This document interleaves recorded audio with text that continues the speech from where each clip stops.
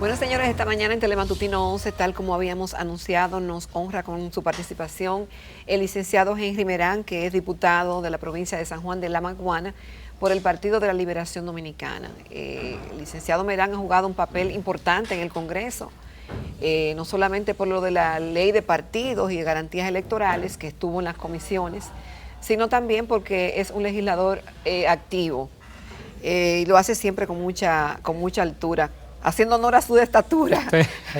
Bienvenido al programa, licenciado Merán. Nos alegra mucho que esté con nosotros y que saliera bien. Todos nos asustamos el día que recibió los efectos de una bomba lacrimógena que estallaron en las afueras del Congreso. ¿Qué significó eso para usted? ¿Cómo se sintió en ese momento? ¿Temió por su vida? La prensa decía que era asmático y que eso podía ser muy peligroso. Estuvo en cuidados intensivos. ¿Cómo vivió todo eso y cómo lo vivió su familia? Bueno, gracias, Jacqueline. Siempre. Ramón, por la invitación. Para mí es un alto honor estar siempre con ustedes en este directo programa. Desde luego, en ese tipo de episodios, de eventos lamentables, políticos y físicos, quien menos se asusta es el propio involucrado. Creo que el susto llega horas después, cuando la calma reina y uno comienza a meditar los hechos que ocurrieron. Fue una situación políticamente muy lamentable. Yo creo que en la República Dominicana no se había producido jamás que fuerzas de seguridad y de orden público, ¿verdad?, irrumpieran de esa manera en contra de ciudadanos y sobre todo de legisladores y legisladoras de la República, que lo que estaban era protegiendo el derecho constitucional que jóvenes ciudadanos querían ejercer debidamente autorizados por la alcaldía del Distrito Nacional, que en este caso fue quien autorizó la instalación de esa carpa, y que tanto las fuerzas policiales como militares de manera abusiva y sin ninguna justificación constitucional y legal, pues estuvieron impidiendo. Era una protesta pacífica como la que se vienen haciendo en toda el área, el perímetro del Congreso Nacional. Nosotros en ese momento estábamos leyendo un manifiesto público condenando la militaridad. Es decir, en el momento en que lanzan la bomba, estaban leyendo... Exacto, cuando se arma el corre-corre. Tú estabas leyendo un documento. La pregunta me va a permitir hacer una especie de narración de los hechos. Claro que sí. Que no le he hecho todavía, porque en términos personales no me gusta referirme a esta situación, porque yo jugué mi papel y el momento demandó que asumiera una actitud en defensa de los jóvenes y de propios legisladores, colegas nuestros, y los hechos están ahí. Lo que ocurrió es que los diputados y las diputadas estábamos fuera en la acera leyendo un manifiesto condenando la intervención, la ocupación, la militarización del Congreso de la República. Tan pronto nosotros terminamos de leer frente a los medios de comunicación que estaban todos allí este documento, pues al irnos a retirar de nuevo a lo interno del Congreso, los jóvenes que se estaban manifestando fuera nos señalaron que estaban autorizados por la alcaldía a colocar unas carpas, y que los militares y los policías ya apostados en el Congreso Nacional le impedían colocar estas carpas y desde luego manifestarse en los términos que ellos estaban autorizados. Nos pidieron que intercediéramos frente a los dos generales que en ese momento estaban dirigiendo las tropas, y nosotros desde luego conversamos con los generales, conversamos de manera amigable, con mucha altura, todos los legisladores, y originalmente acordamos con ellos que tan pronto se les presente el permiso que autorizaba la manifestación y la colocación de la carpa, pues entonces se iba a proceder a colocar las carpas que ya estaban secuestradas, ¿verdad?, que ya estaban incautadas en este caso por los policías y los militares. Nosotros recibimos la comunicación de parte de los jóvenes, se la entregamos en sus manos a los dos generales. La comunicación, repito, autorizando la colocación de la carpa, pues evidentemente que al ver la autorización ellos de manera irresponsable la desconocieron, incluso señalaron que esa autorización debía estar validada, lo cual es una incongruencia y no tiene sentido jurídico en lo absoluto. Y ¿quién la autorizó, Henry? El director de Servicios Públicos de la Alcaldía del Distrito Nacional. ¿Qué es el que tiene que autorizar? Desde luego, sí, quien tiene competencia en virtud de la ley 176-6 sobre gobiernos locales y el Distrito Nacional. Y en ese sentido, pues ahí vino los jóvenes reclamando la carpa para instalarlo porque estaban debidamente autorizados y el permiso estaba ahí. Entonces ahí vino ya el tirijala. La situación, que es lo que se ve ya de manera pública. Pero según el DNI, habían fuerzas anárquicas que iban a tomar el Congreso, crear caos, destrucción. ¿Eso es así? O sea, ¿a quién se refería? ¿Se han identificado a algunas personas? Bueno, pero yo entiendo que para eso son los organismos de seguridad. Y oiga cómo se llama, Departamento Nacional de Investigaciones, no Departamento Nacional de Ocupación y Militarización.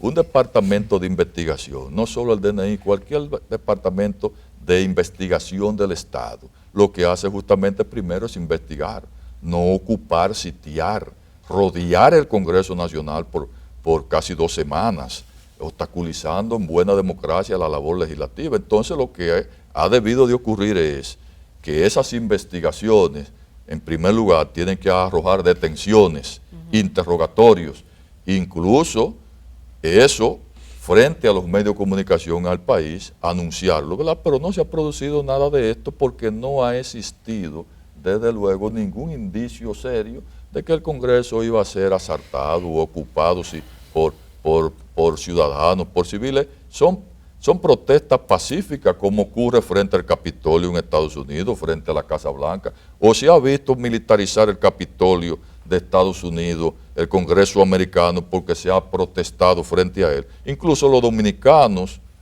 han estado protestando en contra de una reforma constitucional frente al Capitolio, frente al Congreso de Estados Unidos, y no han sido detenidos, ni el Congreso de Estados Unidos militarizado.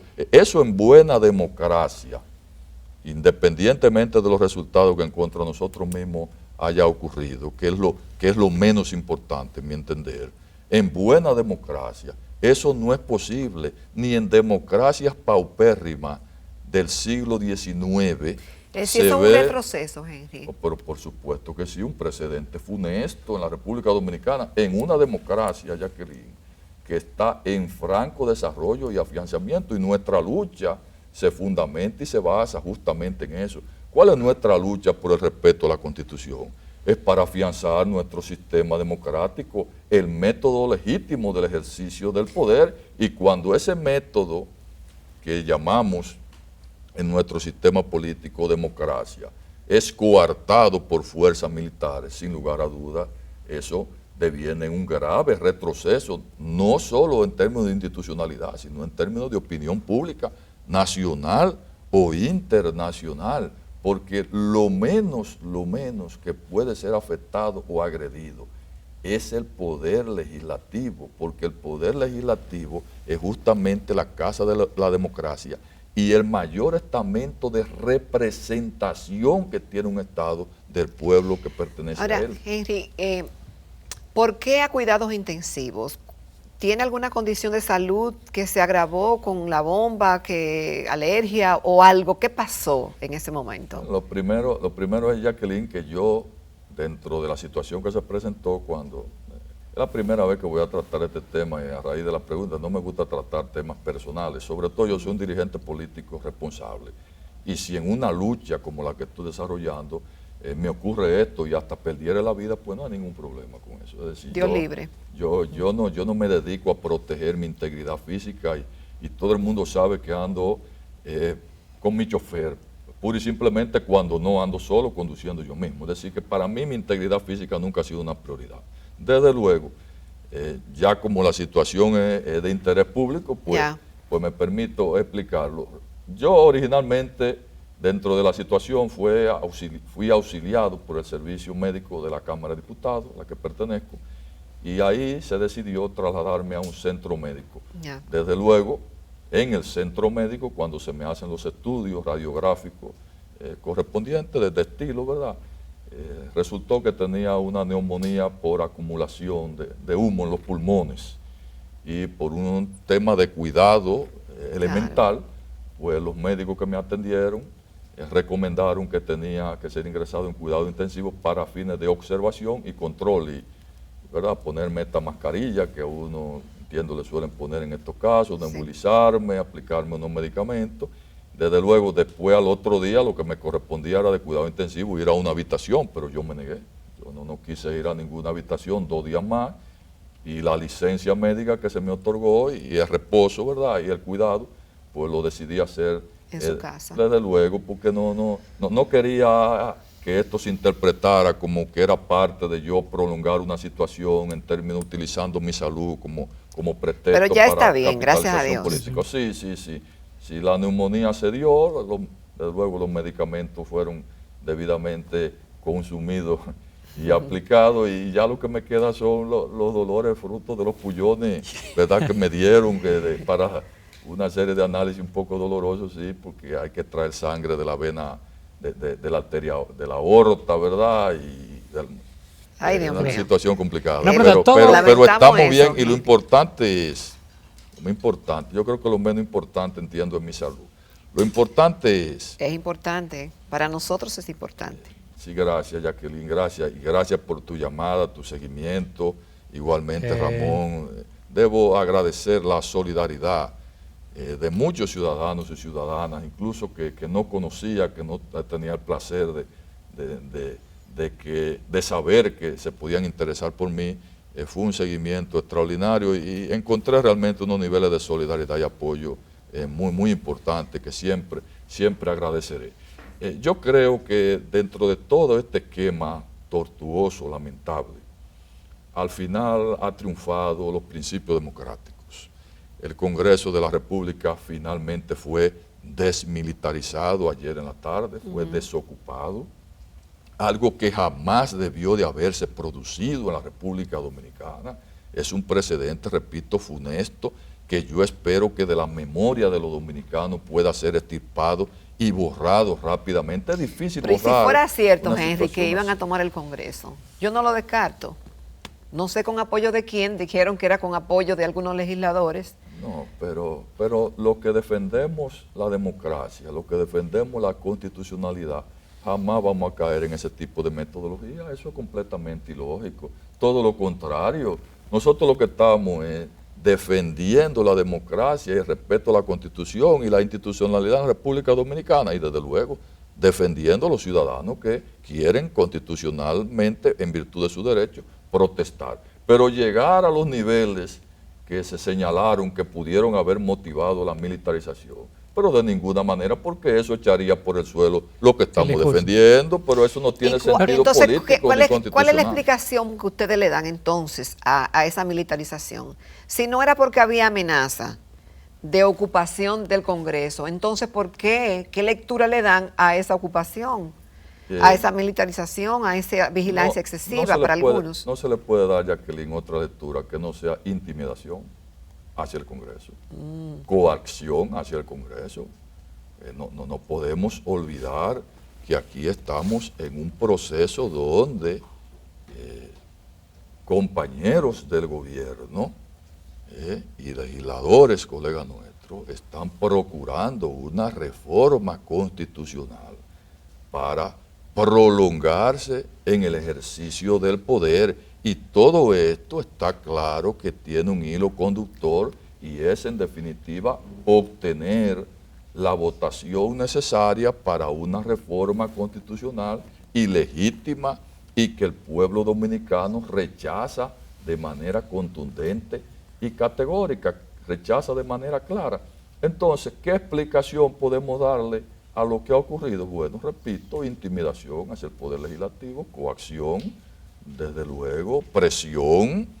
Si todo esto ha generado, probablemente algunos hayan entendido que bajo un esquema de presión, de coacción de esta naturaleza, porque ¿qué es ocupar militarmente el Congreso? Es intimidar, es coartar la libertad y el ejercicio democrático de nuestra función legislativa.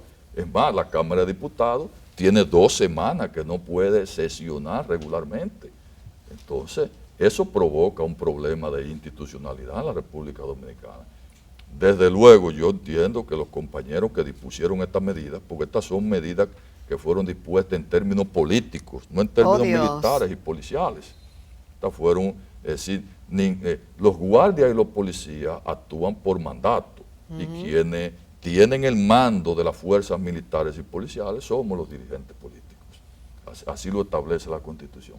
Ahora, yo entiendo que quienes dispusieron esa medida no llegaron a imaginarse la trascendencia y la dimensión y el impacto social, negativamente hablando, que estas medidas iban a tener en el pueblo dominicano y en la comunidad internacional. Yo creo que fue un grave error, yo creo que fue un gravísimo error y que afortunadamente no fue suplido ni resuelto ayer, pero desde luego en términos prácticos, el retiro de las fuerzas militares y policiales que estaban sitiando el Congreso de la República le permite al Congreso, ¿verdad?, activarse en plenitud de atribuciones y en su labor legislativa para que la próxima semana las cosas puedan, en términos de producción legislativa, volver a la normalidad y desear que situaciones de este tipo que sustraen nuestra democracia al siglo XIX no vuelvan a producirse en la República Dominicana. Bueno, con su permiso y el de los señores televidentes, vamos ahora a una pausa y en breve regresamos. Tenemos muchos temas muy interesantes, así que les invitamos a que se queden con nosotros.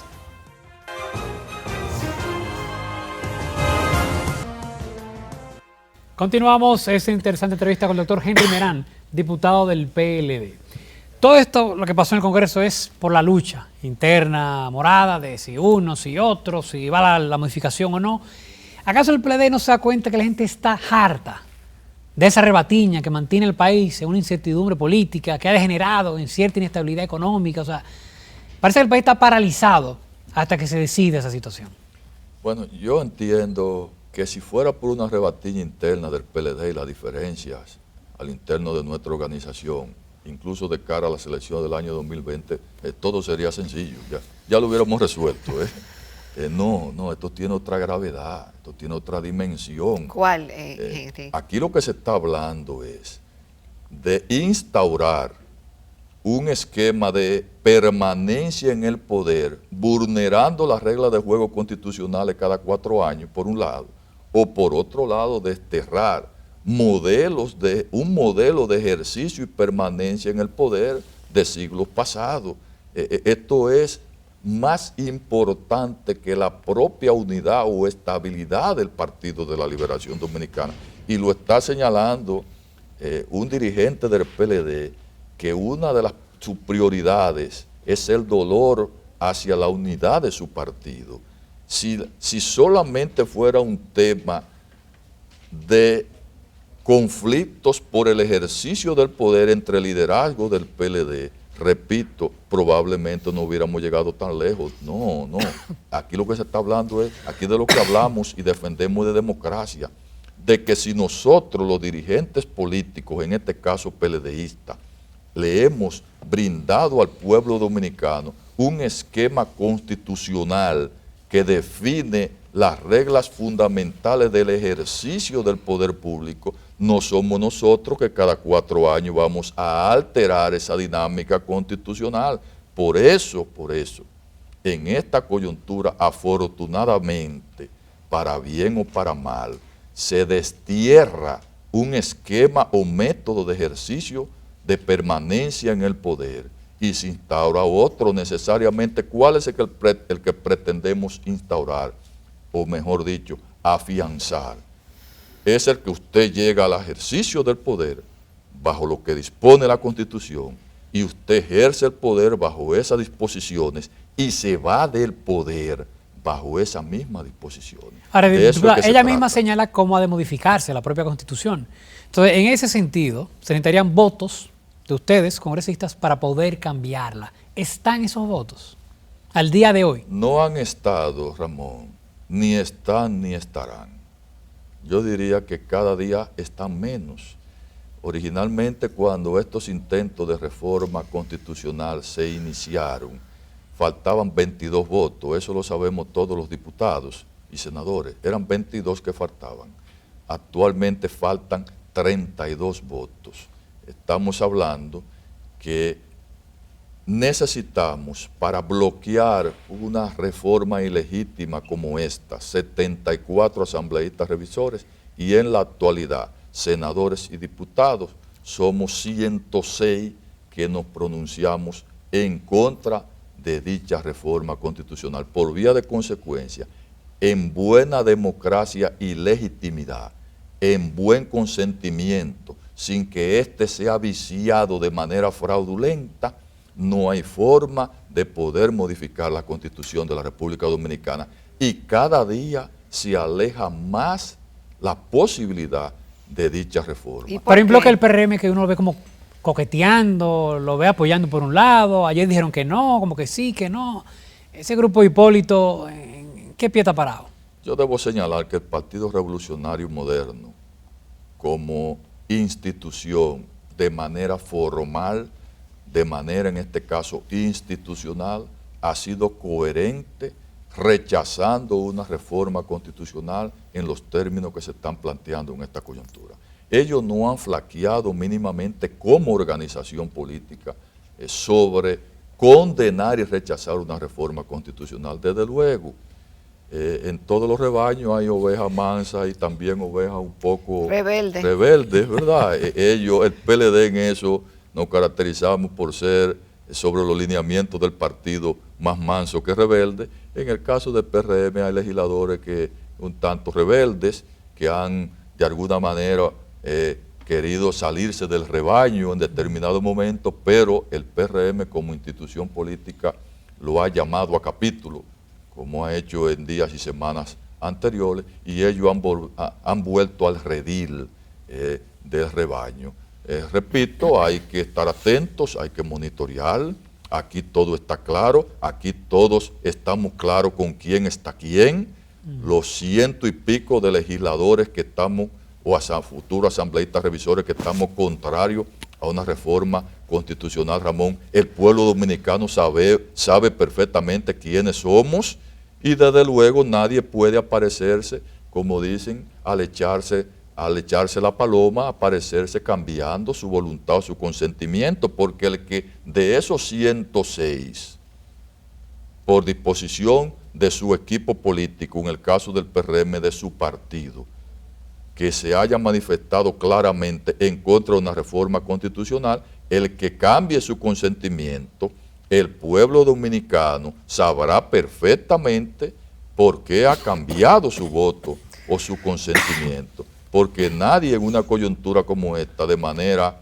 antojadiza o gratuita, cambia de un lado para el otro, y peor aún, el que esté pensando hacerlo en el entendido de que no lo va a saber nadie, está totalmente equivocado, porque el que cambie de bando, como se diría en buen dominicano, pues rápidamente nosotros lo vamos a denunciar frente al pueblo dominicano y se sabrá por qué se cambió y a cambio de qué se cambió. Porque con la democracia dominicana, con la Constitución de la República Dominicana, no se puede seguir jugando. La Constitución Dominicana no puede seguir siendo un instrumento de negociación política para ningún partido o dirigente.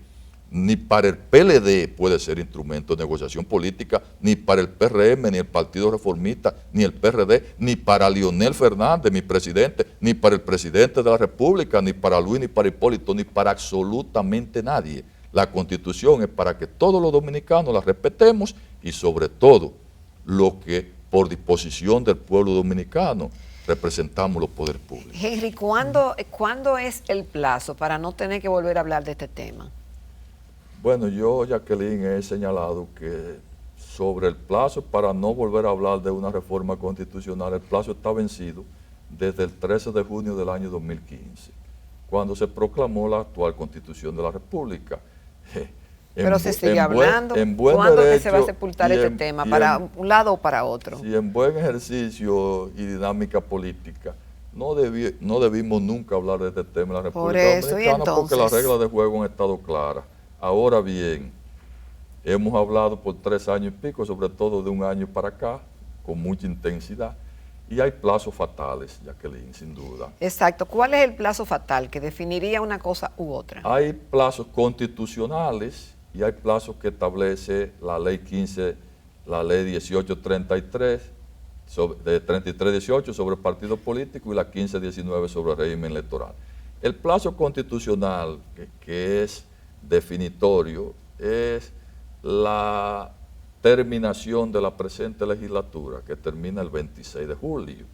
Estamos hablando que el 26, es decir que cualquier intento de reforma... Falta poco. Sí, muy poco. Pero podría ser extendida por decreto, o sea, por mandato del presidente, sí, pero, dando una buena argumentación al respecto. Sí, pero no puede ser extendida dentro de un proceso de reforma constitucional. Repito, si tú aperturas un proceso de reforma, tienes que tener el tiempo hábil dentro de esa legislatura para concluir la reforma. Podría. Es decir, tú no puedes aperturar una reforma constitucional, terminar la legislatura y aperturar una extraordinaria concomitantemente, ya estando la Asamblea Revisora trabajando. Es decir, ahí hay una situación constitucional. ¿Pero qué tiempo tarda la modificación? Porque ayer nos decía Gustavo Sánchez, sentado ahí, que en una semana y pico se podía. Yo pensé que era como 30, 35 días que se llevaba por el tema de llevarlo a la Asamblea, los 15 días.